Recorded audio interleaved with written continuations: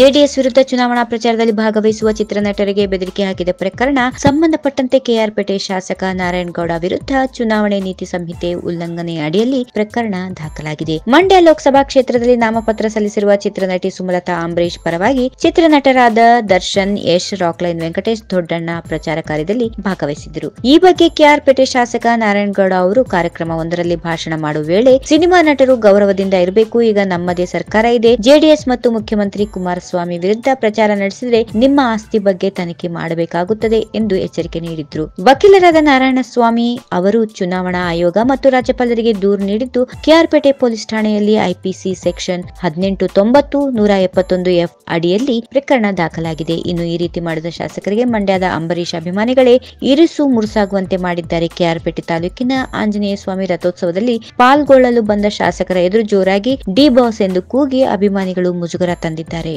ಈ ವಿಡಿಯೋ ನಿಮಗೆ ಇಷ್ಟವಾದಲ್ಲಿ ಲೈಕ್ ಮಾಡಿ, ಶೇರ್ ಮಾಡಿ, ಸಬ್ಸ್ಕ್ರೈಬ್ ಮಾಡಿ.